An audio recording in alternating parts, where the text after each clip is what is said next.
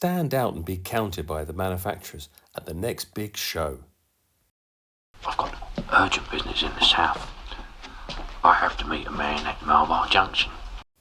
New peachy merch available at my YouTube shop. Hi, Chris here at BerkoTT120. Today we're going to be looking at the Berko TT120 scale two-aspect signals. Now, these have been specially commissioned by Brett at Malc Models, and they've been around for a little while now. And some people have been messaging me and said, "Well, how comes you haven't done anything for Brett on the signals?" I'll tell you for why. I got the first samples ages ago, the original ones, which he's still selling, and we had we found out a little bit of a technical flaw. Not so much in these, but the fact that I wanted to use them in conjunction with HM7000 and the 6010 accessory control.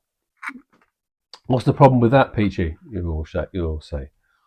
Well, the rest of the world, when there's all their there's quite a majority of people out there, companies who do signals and accessories with a common positive for DCC. Okay, so you have a common positive, and then you have two separate negatives. So you have, let's say you've got two LEDs, a red one and a yellow one, or a red one and a green one, shall I say. And they have, coming from their legs, you put the common positives together, and that goes into one of the functions, and then you have the common negatives coming, then the separate negatives coming down. And whatever your switching system is, it switches it. That one goes to the left, red light. That one goes to the right, green light. Okay, now that's fine, right?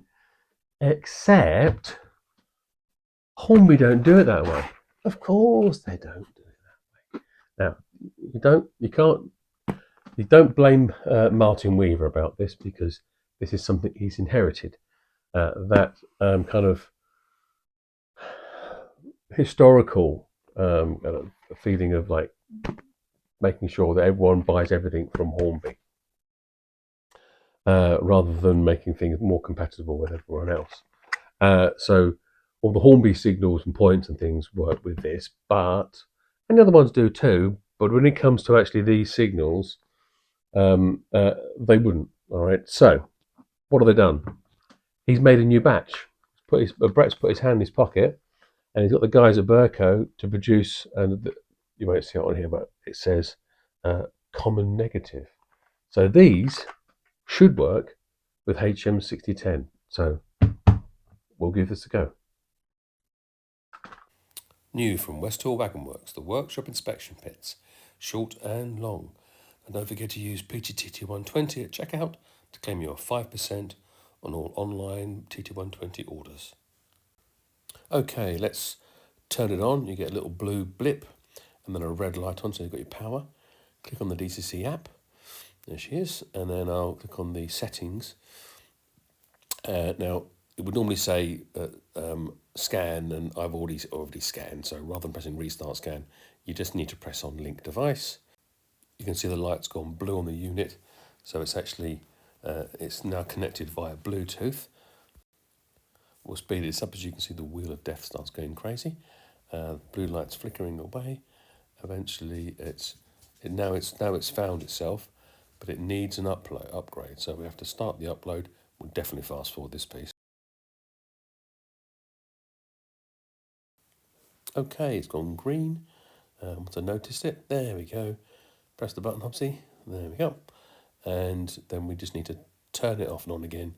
I think they want 10 seconds for this, so we'll turn the power off. And now we turn the power off, we can start loading it up with the signals. Okay, just need to dismiss that. And now we need to clean off the end. These are kind of coated in lacquer. So you can burn them off. I like to just scrape them off. And then you push these things in with a screwdriver, and At the moment, I'm not quite sure which way round these go, so we'll just put to the two coloured sides either side, and we'll poke the common negative into the middle, and let's see how it works. These kits do come with a sort of little plastic pusher, but I find a little posi screwdriver works best. I think we'll stick the signal on the corner here with some blue tack, so that we can point it towards the light. Right, moment of truth. Let's turn the power on. Just trying to find a Bluetooth signal. Okay, next click on the slider control. Wrong one. That's the slider control. You can see that's one of my other controllers. We want this one here, the new accessory. I haven't given it a name yet. We need to change. We've got this into channel 2, so we need to change channel 2, the configuration of which. Okay, so what we need to do is easy over to the configure button, choose channel 2, edit it, and we're going to choose a signal. Okay. Right, just got to wait for the Bluetooth to kick in. Right, it is going to, there it goes. And we'll press this button here. Now we have our sliders. You can see the new accessory has Bluetooth control. And I press the green button and it goes red. I press the red button, it goes green. So we need to swap the wires round. That just takes a moment or two, especially when it's speeded up. We get ready to go again, so now we press red, we get the red light. Green, go off, green, get the green light, hooray! Job done. Beautiful. I can't wait to have all these set up, actually on Camelot, and possibly Marwar Junction as well. Fantastic news. Now, some people would like to have these operate as well with a point, but although they wire in the same way, there's basically 3 connections with a common. The issue is that if you do plug it in and you set this to point mode, then you get a pulse that just switches that surface mounted point over. It doesn't stay on. If the signal survived it, which I doubt it would just basically flash red or flash green. It wouldn't actually stay on. There are other products out there that hopefully will make this all come together. Okay, well, I hope you found that really helpful and informative and all that malarkey.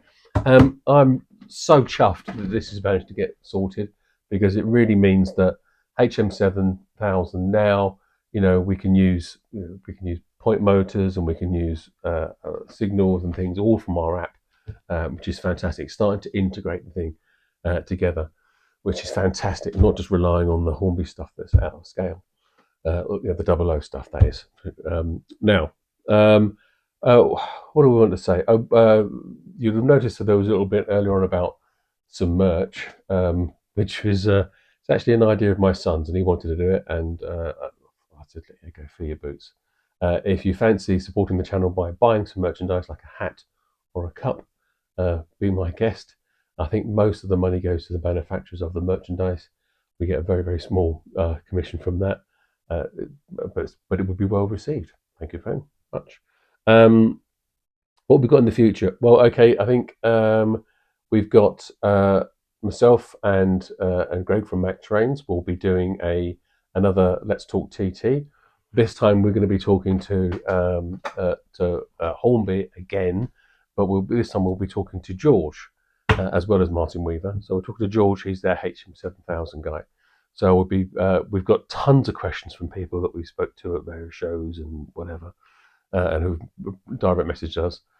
So we've got an army of I think really good questions to ask them, so we can press them on some of those things, so we can get some answers out of them. And then of course some of you have already picked up on the fact that I'm now employed again, and I work for the TMC.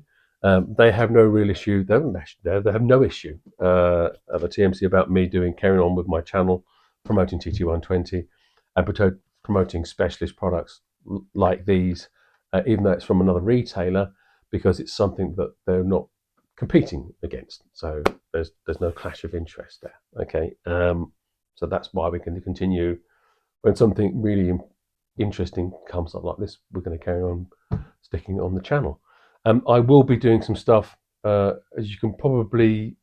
It doesn't take too much to work out that if I'm going to go and work for a retailer, I'm going to be trying wherever I can to promote and put the best light on TT120. So we've got a few things in the pipeline coming out of the TMC regarding TT120, which is all good fun and interesting and exciting. So there'll be some video stuff there. I'll also be doing some video on the TMC's own YouTube channel. So please don't forget, go and check them out as well. Okay, subscribe to them. All right, it's all good stuff. We're trying to, I suppose, not trying to, but we want to get across the fact that a lot of people at the TMC are really into model railways and are actually passionate and are actually part of the community. Yes, it's a business. It's a retail business. But if you go to any of the shows, you want to come up to the TMC stand, you're going to get some people who like talking to you about model railways and will talk to you about the products that we sell, and hopefully you'll go away with a positive feeling about a retailer. Okay, right, that'll do for now. Please don't forget to like and subscribe, ring the little bell and all that malarkey. Jimmy will stuck a couple of videos on the end, and you guys take care. Cheery bye. And that's all there is to tell.